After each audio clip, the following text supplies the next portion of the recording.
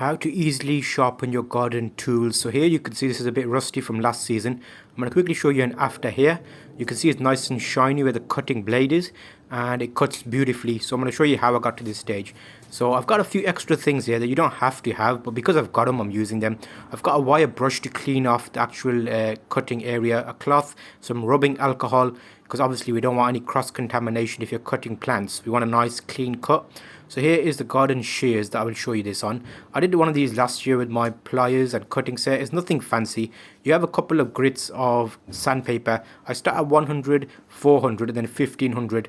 So we'll walk through this process together. You can see the cutting blade there is a bit dull and it's not very sharp.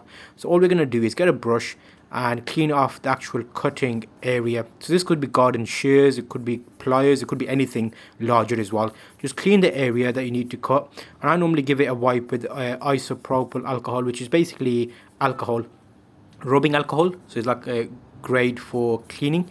And I might put links in the description to this stuff if you need to buy any of it. It saves me answering questions, because I know a lot of people do have questions sometimes.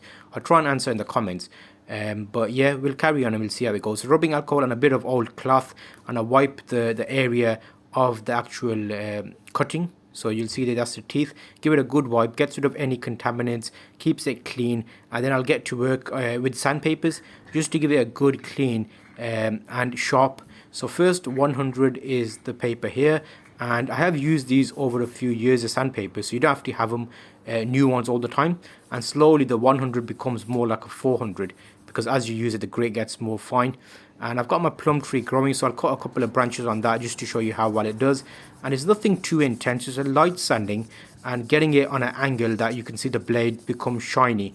So you can see here slowly it's becoming a bit more shiny than it was before. Make sure you get down all the way to the bottom, because a blade sometimes you cut right up against the base if you have a bigger branch, and if it's all sharp then you get a nice clean cut. So here's the 100, then I move over to the next grit, which will be like a 400. This is live time, so this is roughly how long I've spent. It's not been cut down. Next up we'll do the 400, and it's literally like 30 or 40 seconds, just giving it a bit of a rub down and moving up the blade slowly, and then making it so that it's nice and sharp. And then we can move up to the larger one. So you can see here now it's a lot more shiny, so now we know we've got rid of some of the actual material and we're getting a nice clean cutting surface.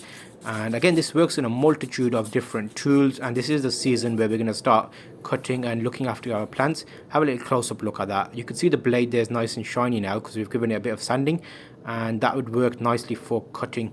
We'll give this a bit of a service. We've got a spring in this as well, and you can tighten the nut on the back, which gives you a bit of a finer cut, and it's got a little clamp there. Different shears have different tools sections. So I'm just going to clean the spring off, and I've got a bit of GT85 lubricant. I'm just going to spray that over this. So this can be like a WD-40, a bit of oil, anything that just keeps that rust free and smooth, so when you cut it springs back, which always feels nice. It gives you a good cut. So I've given that a bit of GT85, fit the spring back in, and we should be good to give this a quick test and see how well our little tool cuts now. So garden shears, hand powered, nothing fancy, but will it give us a good cut? I'll give it a quick wipe with the isopropyl alcohol again, just so that we've got rid of any contaminants, because we are going to be cutting plants. We don't want to introduce any fungus or anything in that. So let's have a look at and see how this performs. Give it a quick wipe, and you can see the dirt coming off, and it's a nice clean environment now. So we can lock that in place and start giving it a bit of an overview. So looking at it here, you can see the cutting blade's got a bit of a shine on it now, so it's nice and sharp, and you can hear it giving a nice cutting noise. So we will have a bit of a test on this now. So the plum tree, we've got a few extra branches which are too far away from the tree, so it'll be very heavy. So they're a nice clean cut. Let's give that a couple of cuts and see how. Perfect.